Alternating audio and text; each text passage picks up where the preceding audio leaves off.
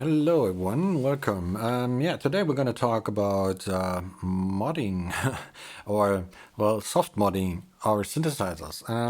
I received a comment on my recent video that someone noticed my multicolored knobs here, and they're not standard. It's actually a little mod that I made using rubber loops. And when you, I'm gonna give you a little top view here on this modification. As you can see, they're really bright and good to see, and they just stick on there. And since they're rubber, you can just pull them off and it is back in its original state. So I did that here because, for example, this row here is one envelope shape, and you got attack, decay, sustain, release, and amount. Since they all look the same, at the beginning when I had the synthesizer, I was always messing up, trying to extend the release, and then I grabbed for the mount, and yeah, my transition was messed up that way. So yeah, I like it. It kind of makes it a bit more clear of what is what. For example, here, pitch, shape, and mod, stuff like that. Makes sense. Here's the mixing section, all in blue. These are the special ones, external audio and noise. They're in pink, kind of like that. So you can make it however you like, whatever you think makes sense. And since they are like rubber, they fit around many encoders, so they're very flexible. Here I got them on the Waldorf Iridium, and also here on the Ableton Push. So yeah, it's very easy to do, very nice mod, and you can really make it your own. And now let's talk about price. So where do I get these things from? So they come in packs of like 300 or 600, and they're actually a kid's toy. They are called Craze Loops, and kids use them to make these friendship armbands and stuff. When you look here, that's what they would do with it. And this is the pack. So yeah, it was a hype a couple of years ago. I don't know. I doubt that any kid does that anymore these days. I don't know. But these things are still around, and you can have them for very little money. And yeah, so that's a pretty cool idea here. And I found this tip somewhere online when discussing replacement knobs. Someone said, like, why you want to replace the knobs? Just decorate them, and you can save a lot of money because knobs are expensive. So okay, and the next tip is marking dots. So let's go here to the next tab. These are marking dots. You can get them in these packs of sheets. They are also very affordable, like €1.30 or something, like £1. It's really super cheap, and you can also get these in rolls. So this one is a large one, and all you have to do is take out a ruler and measure the diameter of your knob, and then usually on the pack there's like a little info how many how large they are, how much area they cover, and yeah, then you just go for it. And yeah, in these kind of packs, when I first bought them, I was thinking I only get like one sheet of them. I was already thinking like, okay, I got so many synthesizers, I will need more. So I bought multiple packs because they're so dirt cheap. But actually, I then figured out that there's like multiple sheets of them in one pack. So I got lifetime support now of these ones. Anyway, so what can you do with them? Of course, you can mark up some sections on a synth. For example, here again on the Pro 3, you can see I put a little blue dot here before I put on the rings, just as a visual aid for me to not mess it up once again. But yeah, you can also use them to decorate the cap of a knob itself, and this is what I did on the DFAM.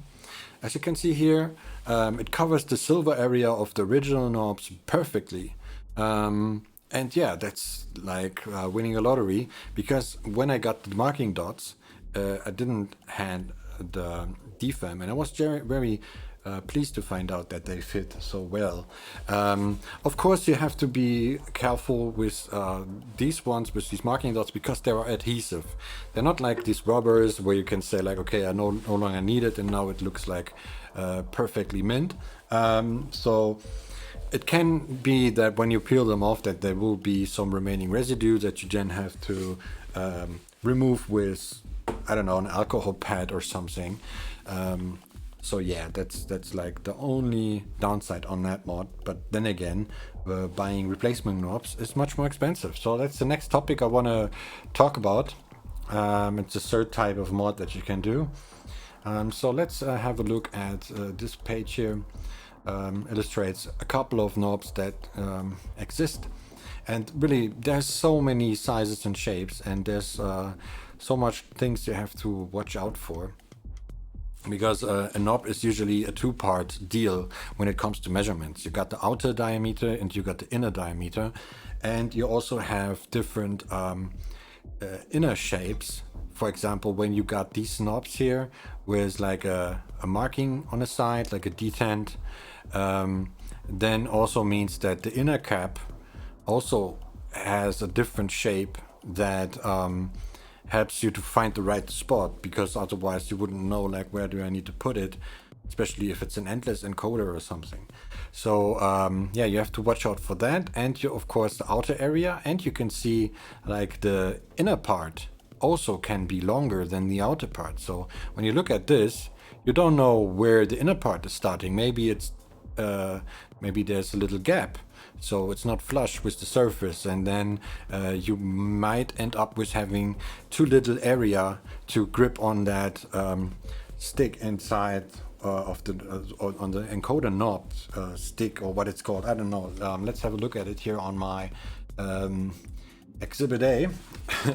My modified Akai MIDI mix. I used it a lot in last year or so when doing live jams, because I used them for send and return A and B, and used it for adding delay and reverb in the middle of a jam when I felt like it. And I needed something with more grip, because these original ones, they're too shallow, as you can see here, and it was really like I couldn't get any feel or handle on them really properly. And so I got these ones, and they're super nice.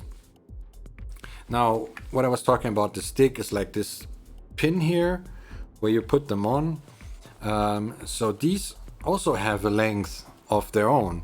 So you need to take that into account when selecting a replacement knob, because when this would be recessed, this inner part, then yeah, there would be no way to put them really on, because then it would just fall off and be loose all the time, even though the inner and outer diameter fits perfectly. Another thing to watch out for is when the whole thing here, this part, is recessed. That again leads to having space constraints here. And I mean with that when you look at knobs like this here, then you got this outer cap here. I mean, it looks nice, but it also takes up space. Now, when you have such a recessed area in your device, then they may not fit in. So what you then have to do, find an even smaller version, but then that means that this outer part that you actually grip on might be too small to have an effect. So it kind of looks nice, but because it's recessed, you have to go a bit smaller, and then kind of defeats the purpose of having a nicer control. So yeah, these are the things that you have to look out for. I guess the best pick is like having those ones. Those looks like a cone, traffic cone.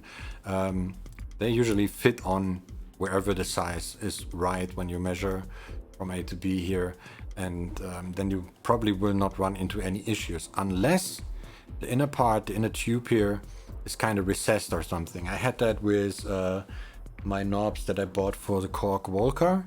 So I was lucky that like maybe 2 or 3 millimeters still had a grip on the control, but they weren't really fixed in place as they should be, because the inner tube was recessed. So kind of like an inverse situation of this one here, basically.